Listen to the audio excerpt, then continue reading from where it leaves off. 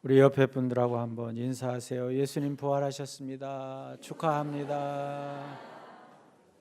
오늘은 부활주일입니다. 예수님의 부활의 생명과 기쁨이 여러분의 가정과 온 누리에 충만하기를 축원합니다. 기독교의 진리는 인간의 이성으로 알 수 없는 신비에 쌓여 있습니다.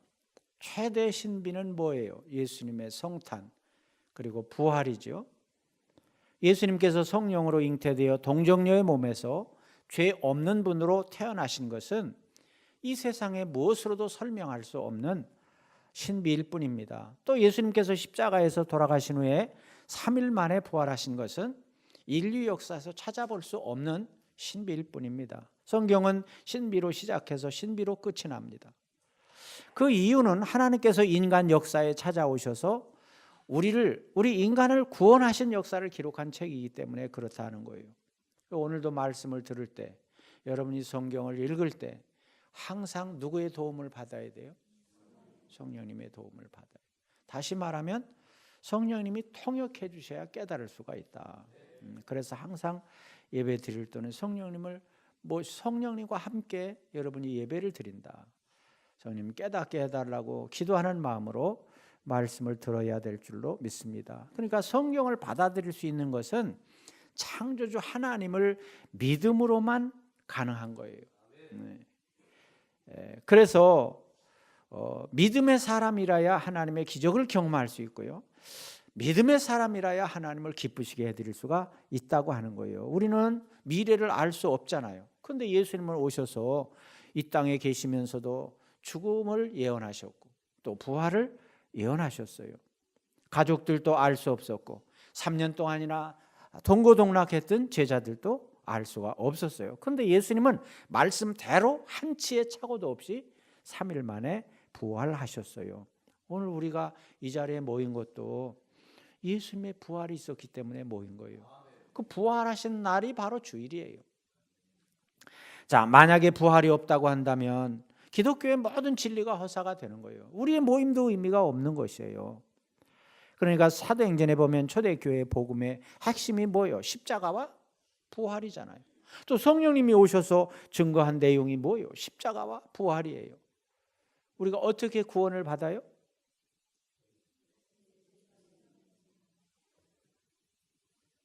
또 저런다. 어떻게 구원을 받아요? 예수님을 믿음으로. 예수님의 뭘 믿어요? 그러지, 십자가의 죽으심과 부활을 믿는 거예요. 그래야 여러분이 구원받게 되는 줄로 믿습니다. 예수님의 분부대로 예루살렘에서 기다리던 120명의 성도들이 성령을 받고 흩어져서 부활의 생명을 전할 때 수많은 사람들이 교회로 모이게 된 것이에요. 제자들이 순교의 이슬로 사라지면서도 찬송을 부르고 사자 입에 갈기갈기 찢기며 피를 흘리고 죽어가면서도 얼굴에 광채가 났어요. 이것이 뭐냐? 부활의 능력이요? 승리 때문이라는 거예요. 인간은 죽음으로 모든 것이 끝나잖아요. 그래서 사람이 죽으면 세상 사람들은 뭐 한다 그래요? 예? 사람이 죽으면 무슨 식을 한다 그래요? 장례식? 장례식을 하죠. 영결식이라고 말해요. 영결식이라고 그러잖아요. 영결이란 뭐냐? 영원히 헤어진다는 거예요. 영원히 헤어지는 식을 한다는 거예요. 이별한다는 거예요. 그러잖아요. 세상 사람들은 그럴 수밖에 없어요. 그런데요, 예수님은 무덤이 없어요. 공자, 석가, 맹자, 마호멧, 또 세상의 영웅, 천재, 재벌, 황제, 모두 독재자 모두가 다 무덤이 있어요. 최고의 독재자인 북한의 김씨일가도요 무덤이 있단 말이에요. 그러니까 사람들이요 그 무덤에 가가지고 숭배를 하잖아요. 그 인도도 유명한 데 있잖아요. 인도 거기 성지가 뭐 어디예요? 거기는 그 무슨 날이 되면 숭배하겠다고 사람들이 너무 많이 밀려가지고 많은 사람들이 죽잖아요. 예, 그런 끔찍한 일이 일어나고 있단 말이에요. 자, 그러나 예수님은 죽음과 싸워 승리하시고 부활하셨기 때문에 무덤 문을 팍 차고 나오셨어요. 그래서 영원한 생명으로 우뚝 서 계셔요. 그렇기 때문에 그 무덤은요, 무덤이 없는 건 아니지, 있지. 근데 텅 비어 있다는 거예요. 믿습니까? 제가 거짓말하는 것이 아니에요. 성경이 그렇게 말씀하고 있고 제가 성지에 가가지고 여러분을 대신해서 확인하고 왔잖아요. 텅 비어 있어요. 아무것도 없어요. 믿음의 조상이었던 아브라함은 25년 동안 신앙훈련을 받았어요. 신앙훈련을 받고 훈련을 마무리하는 시험을 치렀어요. 시험인데 객관식이면 얼마나 좋겠어요. 근데 주관식이요. 주제가 뭐냐? 순종이에요. 순종. 그 주제가 뭐냐? 아들을 제물로 바치라는 거예요. 그 이거는 그냥 지식으로 할 수 있는 게 아니잖아요. 바쳐야 되니까 어떻게 해야 돼? 순종해야 돼요. 순종. 이 시험을 치른 거예요. 여러분, 아브라함의 입장에서는 성경에는 나와 있지 않지만 속으로는 어땠을까? 차라리 저를 받아주세요. 부모라면 누구나 다 그렇게 했을 거예요. 그럼에도 순종해서 아들 이삭을 제물로 드렸잖아요. 도대체 그 힘이 어디서 나온 것일까? 여러분, 그 아브라함에게 부활 신앙이 있었기 때문에 독자 이삭까지 바칠 수 있었다고 하는 거예요. 왜 그래요?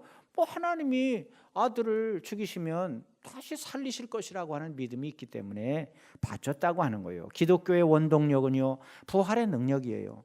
부활의 신앙을 가진 사람은 낙심 중에도 다시 일어서게 되고요, 포기했던 사람도 희망을 붙들고 다시 일어선다고 하는 거예요. 부활 신앙으로 새로운 활력을 얻어서 세상을 밝히는 주인공들이 다 되시기를 바랍니다.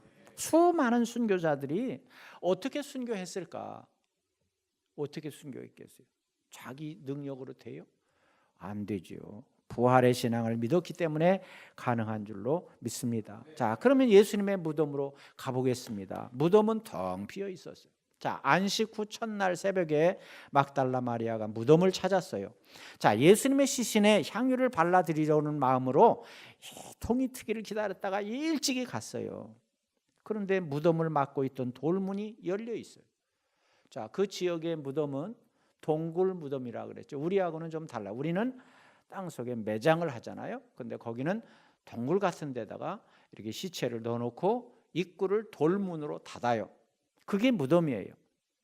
자, 그런데 가서 보니까 돌문이 열려 있는 거예요. 예수님의 시신이 안 보이는 거예요. 깜짝 놀라서 베드로와 다른 제자들에게 알렸어요. 자, 예수님이 시신이 없어졌다고 하는 건 엄청난 충격이잖아요. 여러분, 만약에 우리 부모님이나 가까운 분이 돌아가셨다 그러면 어디다 모셔? 대부분 병원에 모시잖아요. 근데 거기서 시신이 없어졌다 그러면 어떻게 해요? 난리가 나죠. 막 병원 측에 확인을 하고, 가끔 그런 뉴스가 나오잖아요. 바뀐 거, 그죠? 바뀌었다.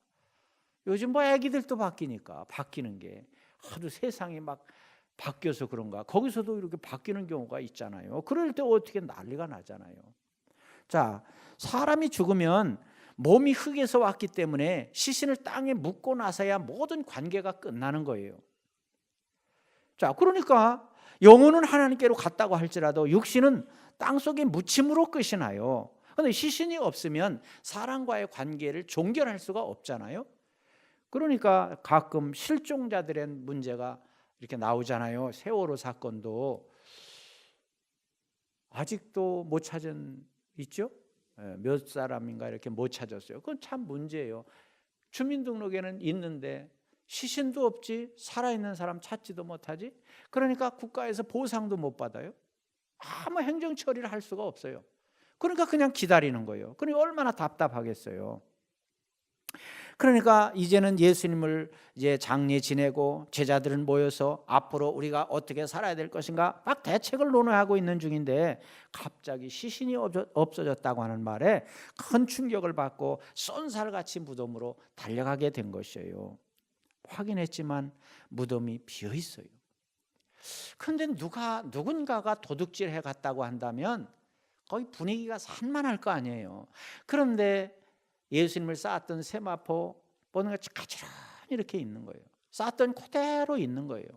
그리고 머리 쌓았던 그것도 세마포도 잘 이렇게 개어 있는 거예요. 자, 그렇게 보니까 훔쳐간 것 같지는 않아요. 여러분, 우리가 이 성경을 읽으면서 좀 답답함을 느끼지 않아요? 네? 어때요? 예수님 생전에 십자가에 죽을 것이다, 사흘 만에 부활할 것이다. 제자들에게 가르쳤잖아요.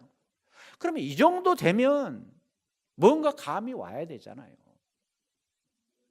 네?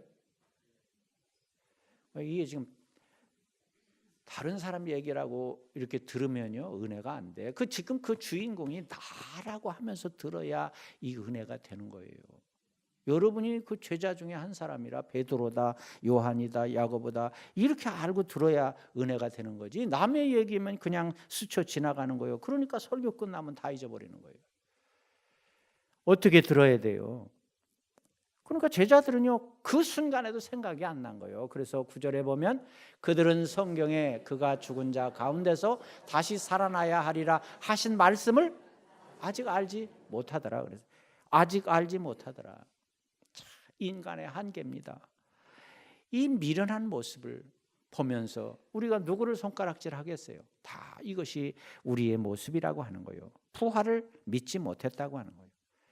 그러니까 예수님은 제자들이 믿거나 말거나 부활하셨어요. 믿습니까? 예. 생명은 가둘 수가 없어요. 봄이 되니까 보세요. 깜짝 놀랐어요. 오늘 아침에 딱 나오는데 하얀 꽃, 무슨 꽃이요? 목련꽃 이렇게 폈어요. 언제 핀 거야? 이렇게 환하게 폈어요. 그게 뭐예요? 봄이 되니까 이 생명을 자랑하듯이 환하게 꽃이 핀 것을 볼 수가 있었어요. 여러분, 제자들이 빈 무덤을 보고 예수님의 하신 말씀을 기억했다고 한다면 어때요? 전능하신 하나님의 놀라운 기적과 능력과 그 능력이 시작임을 알았어야 되잖아요. 그런데요, 아무리 엄청난 기적도 믿음이 없으니까 그냥 지나가는 거예요. 얼마나 안타까워요. 제자들에게는 갈수록 의문투성이요. 하나님이 살아계시다면 어떻게 예수님이 비참하게 저렇게 죽으실 수가 있을까? 이런 마음이 있고, 또 하나님이 살아계시다면 어떻게 마지막 시신마저도 지켜주지 아니하고 어떻게 이렇게 도둑맞을 수가 있을까? 이런 마음을 가지고 있었다. 그들은 더욱더 절망과 좌절을 느낄 뿐이었어요. 그러나 빈 무덤은 하나님의 약속이 성취된 놀라운 기적이에요. 하나님의 약속이 성취된 거예요. 뿐만 아니라 죽음을 이기고 영생의 길을 여는 신호탄이었어요.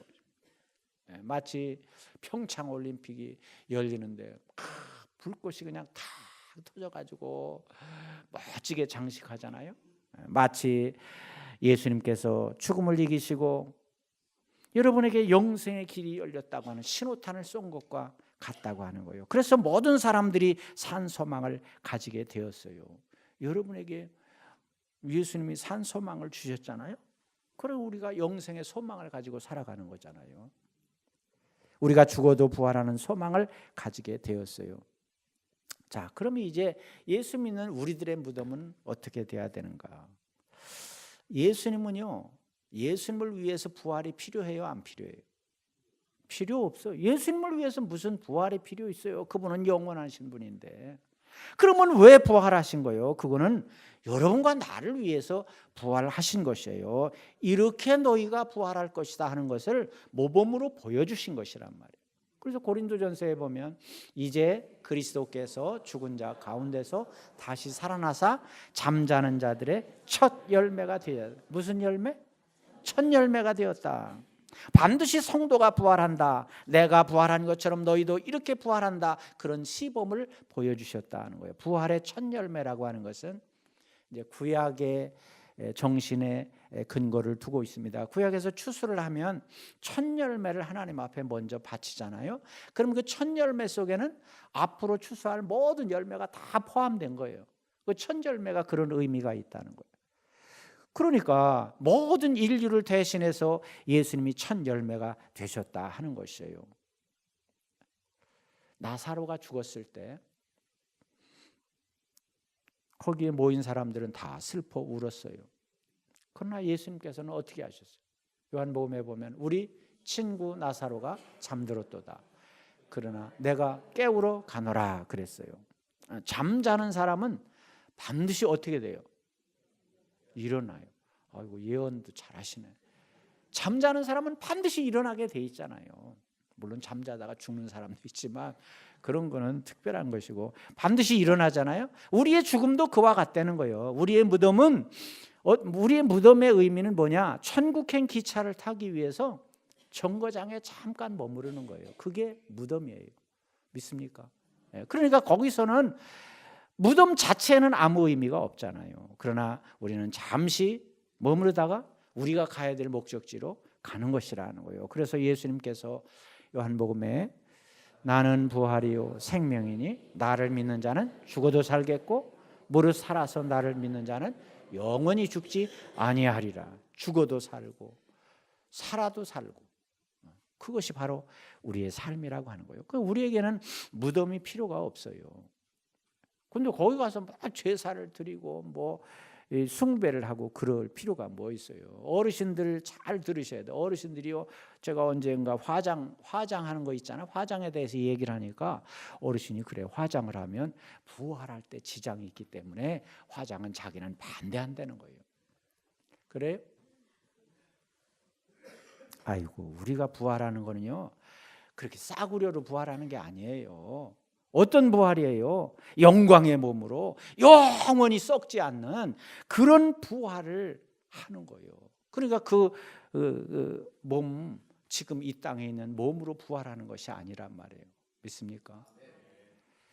부활의 예화 중에 이런 이야기가 있어요. 한 마리의 큰 뱀이 있었어요. 근데 이 뱀이 어떻게 바닷속을 헤엄치게 됐는데 바닷속에 가니까요 먹거리가 너무 많은 거야. 그래서 그냥 정신없이 그 고기들을 막 잡아먹다가 재미가 들려가지고 이번에는 큰 고기를 잡아먹어야 되겠다. 그래가지고 막 날카로운 지느러미를 가진 큰 물고기를 그냥 덥석 삼켰어요. 그러니까 이 큰 고기가 뱀의 뱃속에 들어가서 보니까 캄캄하고 답답하기 짝이 없어요.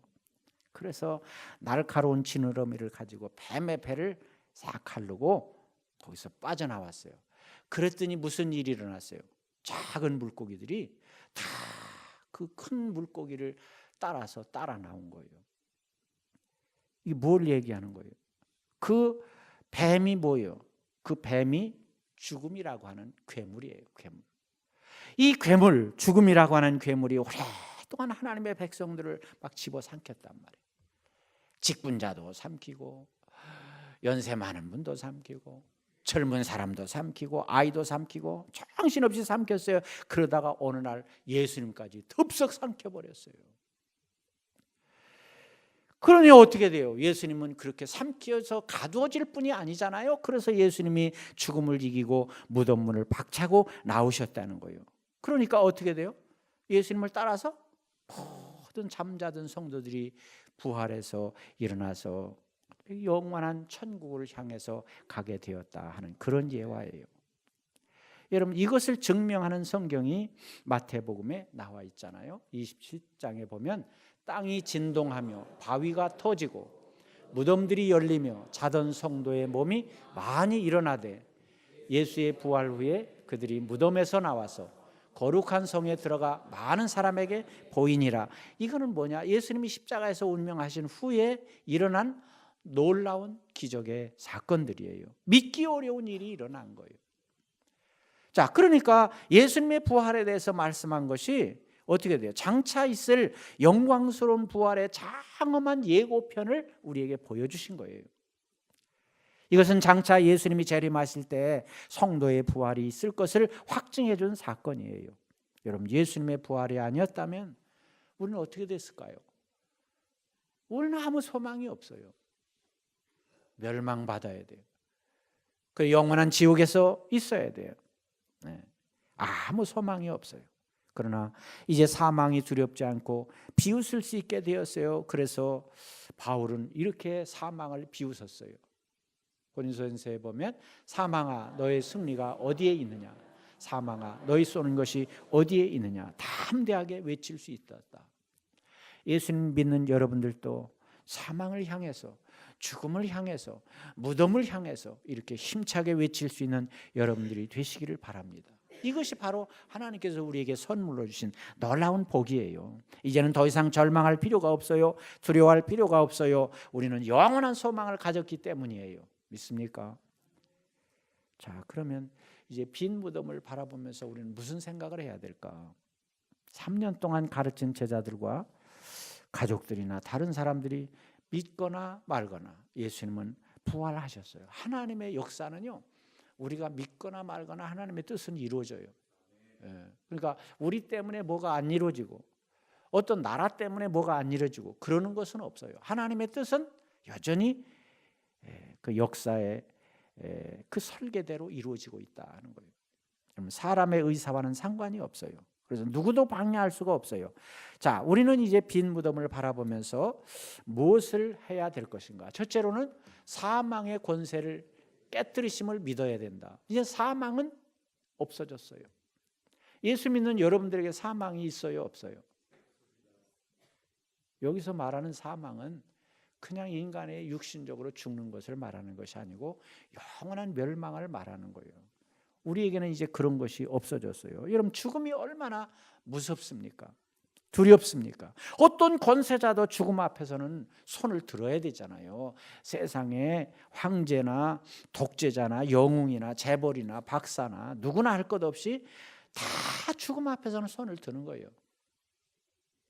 인간의 모든 활동은 죽음으로서 끝이 나고 죽음 뒤에 무엇이 있는지 알 수가 없어요. 그러니까 사람들은 불안할 수밖에 없어요. 물론 성경에는 죽음을 경험하지 않은 사람들이 덜어 있어요. 누구요? 에녹, 엘리야, 또 죽었다가 다시 살아난 나사로, 뭐 이런 사람들이 있잖아요. 근데 그런 사람들조차도 자기 힘으로 그렇게 된 게 아니에요. 하나님의 뜻이 있기 때문에 하나님의 은혜 가운데 되어졌을 뿐이지 인간의 능력으로는 되어질 수가 없는 것이에요. 여러분, 사람들이 늙지도 않고 오래 살기 위해서, 죽음을 극복하기 위해서 얼마나 많이 애썼습니까? 돈도 많이 벌어보고 의술도 발달시키고 좋은 약을 개발하고 건강식품을 찾아내고 생명을 연장시키기 위해서 막 기술도 발전시키고 과학도 발전시켰잖아요. 그래서 우리 평균 수명은 조금 길어졌어요. 그러나 죽음은 어떻게 돼요? 여전히 우리의 적이란 말이에요. 죽음 앞에서는 모두가 다 손을 들어야 된다. 죽음을 정복한 사람은 한 사람도 없어요. 그러니까 예수님은 인류 역사에서 최초로 사망 권세를 이기시고 다시 살아난 분이에요. 그러니까 운동에는 이번 평창 올림픽에서도 세계 신기록이 나왔잖아요. 세계 신기록이라는 게 있어. 그걸 세운 선수는 얼마나 대단하겠어요. 근데 그 신기록도요, 누군가가 그걸 또 깨잖아요. 그죠? 누군가가 깨서 그 기록을 다른 사람들이 또 가져가는 거예요.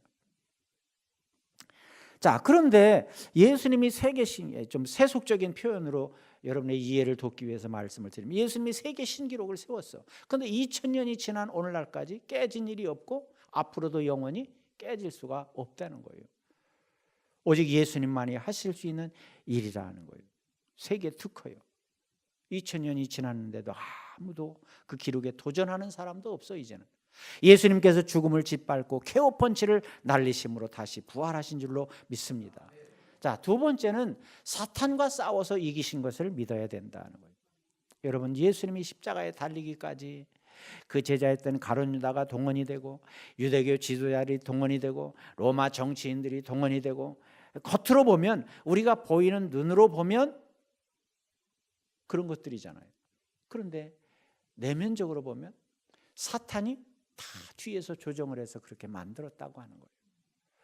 여러분, 우리 믿음의 사람들은요, 이런 영적인 눈을 가지고 있어야 돼요. 우리 사회에서 일어나고 있는 끔찍한 사건 사고들을 보면서 사람이 보여요, 칼이 보여요, 총이 보여요, 돈이 보여요.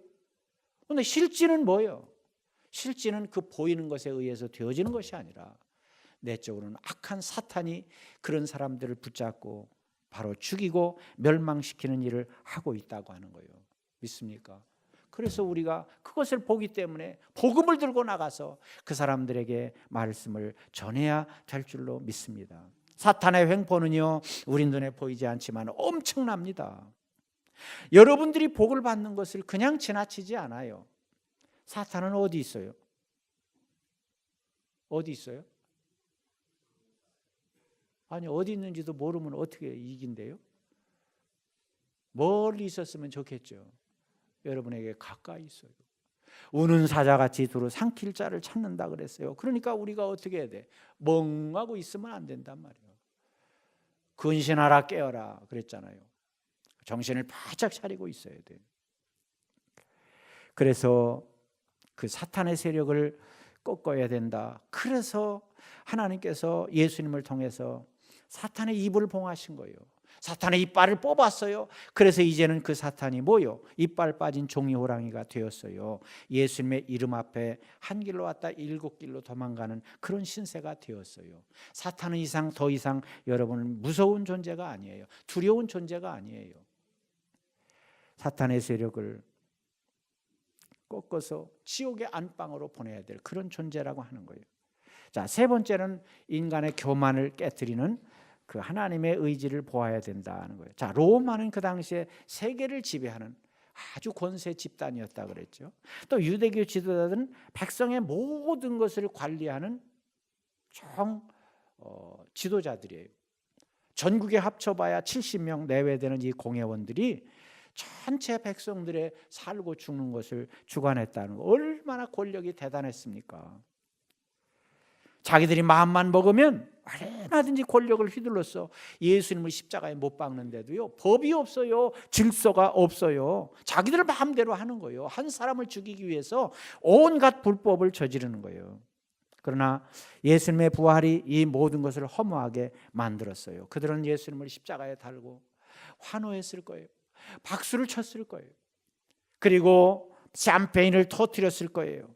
그러나 예수님께서는 보란듯이 죽음을 이기고 다시 살아나셨습니다. 이게 무슨 의미예요? 어떤 교만도 하나님이 허락지 않는다고 하는 귀한 사실을 깨닫게 해주어요.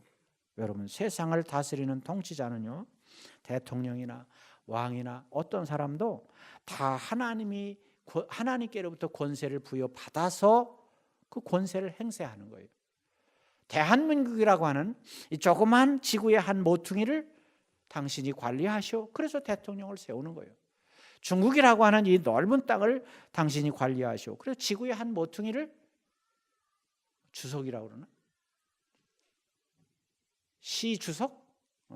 맡기는 거예요. 맡겨서 다스리라 그렇게 하는 거예요. 근데 어때요? 사람들이 권세가 자기 것인 줄 알고 자기가 마음대로 할 수 있다고 생각을 하고, 그러니까 권세를 남용하는 거예요. 얼마나 이 지구상의 권세자들의 남용 때문에 혼란에 빠지고 있는 것입니까? 그러니까 이것은 꼭 무엇과 같으냐? 어떤 사람이 불을 주면서 이걸 가지고 밥을 하시오, 이걸 가지고 방을 따뜻하게 데피시오. 그런데 밥이나 이 방을 뜨겁게 하는데 사용하지 않고 그것 가지고 장난하다가 집을 온통 다 태워버린 것과 같다니까요. 그런 것과 같잖아요. 권세를 잘못 사용하니까. 그러니까 백성들이 고통을 겪고 있는 거예요. 여러분, 사람은요, 무엇을 가지고 있어도 교만하면 안 돼요. 돈이 많아서, 많이 배워서, 재능이 많아서 교만하면 안 돼요. 왜 그래요? 하나님이 주신 거예요. 교만하면 뺏어가요. 어떻게 돼요? 그러니까 하나님이 나에게 이걸 맡기셨으니까 감사할 뿐이고 하나님의 뜻대로 사용할 뿐이에요. 믿습니까? 교만하면요, 하나님이 대적하시는, 교만한 사람은 하나님께 대적하는 것이라 그랬거든. 겸손한 자를 들어 쓰신다 그랬거든. 우리가 싸울 사람이 없어서 하나님과 싸웁니까? 예? 하나님과 싸워서 이기겠다고? 하여튼 믿음도 좋아. 그러니까 교만하지 말아야 돼요. 어떤 일이 있어도요, 겸손해야 돼요. 믿습니까? 자, 이제 네 번째는 어떻게 쓰임을 받아야 할 것인가를 생각해야 된다. 여러분, 우리의 삶은요, 예술인의 공연과 같다고 하는 표현을 제가 써봅니다. 우리나라 예술단이 지금 북한에 가 있잖아요. 2번 공연을 한다 그래요. 근데 북한에서 또 우리나라에 왔었잖아요. 2번 공연을 했잖아요. 그러니까 서로 품앗이를 하는 것 같아요. 그런데 우리는 뭐 직접 그 공연을 보지 못했지만 거기에 참석한 사람들은 아주 감격을 받았다고 이렇게 뉴스에 나와서 얘기하는 걸 들었어요. 틀림없이 우리나라 예술단이 북한에 가서 이제 연주를 하면 거기 있는 사람들도 감동을 받겠죠. 그렇게 우리나라 이렇게 유행가를 좋아한다고 그러더라고요. 그래요? 여러분은 참 모르죠. 그 사람들이 그러는 것을 제가 뉴스에서 이렇게 봤어요. 자, 그러니까 악기가요, 아무리 비싼, 여기 그랜드 피아노가 있는데 비싼 건 아니지만 아주 비싼 악기라고 가정을 해보세요. 그럼 비싼 악기가 있는데 연주할 사람이 없어. 우리 교회는 연주할 사람이 많이 있어요. 근데 예를 들어서 연주할 사람이 없다고 그래 보세요. 그럼 저거 어떻게 해야 돼요? 버려야 돼. 근데 버리는데요, 덩치가 커가지고 얼마나 어렵겠어요. 버리는데도요, 딱지를 붙여야 가져가요.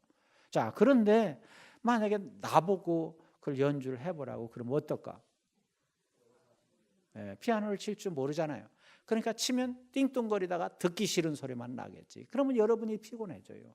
듣기 싫은 소리가 난단 말이에요. 자, 그런데 오늘 반주자에게 맡겼다. 얼마나 아름다운 찬송을 연주할 수가 있겠어요. 마찬가지예요. 우리의 삶이 그와 같다는 거예요. 여러분의 삶이 하나님의 뜻대로 부활의 능력을 힘입어서 하나님의 뜻대로 산다고 한다면 많은 사람들에게 감동을 주고 하나님 앞에서도 칭찬받고, 믿습니까? 그런데 만약에 아무 일도 하지 않는다, 구경만 한다, 그럼 어떻게 해요? 누가 거들떠보지도 않잖아요. 그러면 우리 인생이 얼마나 안타까워요. 아무 일도 하지 않으면 영화관에 가서 영화를 보는 것처럼 구경만 하면 편할 수는 있어요. 그런데 편해가지고 우리가 어떻게 하나님 앞에 평가를 받겠어요? 자, 그런데 또 한술 더 떠가지고 뭔가 한다고 하는데 이 사람은 자꾸 다른 사람들에게 시험거리를 만드는 거야. 그럼 어떻게 돼요? 고통스럽게 되잖아요. 그래서 우리는 여러분의 인생을 어떻게 연주해야 될 것인가? 여러분의 인생 이제 많이 또 살아오셨잖아요. 이제 살아갈 날이 그렇게 많이 안 남았잖아요. 그러니까 어떻게 돼? 남은 인생을 정말 하나님이 주신 것을 가지고 내 인생을 어떻게 연주하며 살 것인가를 우리 빈 무덤을 바라보면서 생각해야 된다는 거예요. 이 부활의 날에 우리 자신을 돌아보는 그런 시간이 되시기를 바랍니다. 이제 나의 인생의 연주를 어떻게 할 것인가? 하나님께서 예수님을 통해서 다 이뤄 놓으셨다 그랬는데 다 이뤄 놓으신 것을 우리가 누려야 되잖아요. 어떻게 할 것인가를 깊이 묵상하며 깨닫는 여러분들이 되시기를 바랍니다. 이제 가끔 저에게 상담하셔 오신 분들이 있어요. 목사님, 제가 신앙생활 한 지 오래됐는데 왜 변화되지 않을까요? 이 목회자의 고민이에요. 30년 동안 외쳤는데 왜 변화되지 않을까? 고민이에요. 자, 왜 설교를 그렇게 해도, 왜 가르치기를 그렇게 해도 변하지 않는가? 왜 초대교회 같은 그런 역사가 일어나지 않는가? 부끄러운 이야기예요. 그러나 문제는 뭐냐? 예수님을 믿지 않은 죄를 회개하지 않았기 때문에 그래요. 그로 인해서 주인이 바뀌질 않았어요. 주인이 바뀌지 않았다. 예배를 드려도 내가 와서 예배를 드리는 거예요. 내가 주인이에요. 그러니까 뭐예요? 주인이 나의 마음에 드는 말만 골라서 듣는 거예요. 또 기도를 해도 내가 주인이에요. 그러니까 나의 필요를 얘기할 뿐이에요. 그냥 명령할 뿐이에요. 그러니까 하나님도 예수님도 다 내 필요에 의해서 이용하는 거예요. 그러니까 어떻게 변화됩니까? 변화되지 않죠. 자, 중요한 것은 바로 부활의 복음에는 사람을 변화시키는 힘이 있는 줄로 믿습니다. 그리고 이 부활의 능력으로 무장을 해야 돼요. 정말 철저하게 회개하고 부활의 능력을 내 믿음으로 받아들일 때 하나님이 여러분의 마음을 바꿔주시고 생각을 바꿔주실 줄로 믿습니다. 여러분 자녀들을 키우면서 부모가 자식 마음대로 안 된다 그런 말을 하잖아요. 당연히 그래요. 왜 그래요? 여러분이 자식을 이 세상에 보낸 게 아니에요. 우리는 하나님께로부터 받아서 우리가 도구가 되어서 자식을 이 세상에 보냈을 뿐이에요. 자식을 보낸 분은 하나님이셔요. 그러니까 우리가 어떻게 자식을 바꿔요? 하나님이 바꾸시는 거예요. 여러분은 뭐가 돼야 돼요? 주인이 되면 안 된다 그랬잖아요. 뭐가 돼야 돼요? 한 글자로 하는 거 있잖아요. 종이 돼야 되지. 목사만 종이 아니에요. 목사 종이라 소리는 잘하더만 아주 기도할 때 시킨다. 목사. 여러분도 종이에요. 나도 종이면 여러분도 종이야. 그러니까 어떻게 종은 누구 말을 들어야 돼요? 주인 말을 들어야지, 주인 말을. 그러니까 안 변하는 거예요. 내가 주인이니까 막 명령하고 교만하고 그렇게 사니까 변해요. 안 변하죠. 그래서 종의 자리로 내려앉는 여러분이 되시기를 바랍니다. 자, 그것은 우리 의지대로 되는 것이 아니다. 정말 부활의 능력으로 무장하고 성령의 충만함으로 무장되어서 주인인 내 주인이 하나님으로 바뀌어야 되고 예수님으로 바뀌어야 된다. 그래서 초대교회 신앙과 부흥의 역사는 부활의 복음과 성령의 역사에 있었다고 하는 것을 우리는 이미 성경을 통해서 배웠잖아요. 우리도 부활의 신앙으로 무장을 해서 이 어두운 세상을 헤치고 땅끝까지 복음을 전하며 말씀을 실천하는 삶을 살아가는 여러분들이 다 되시기를 축원합니다. 기도하겠습니다.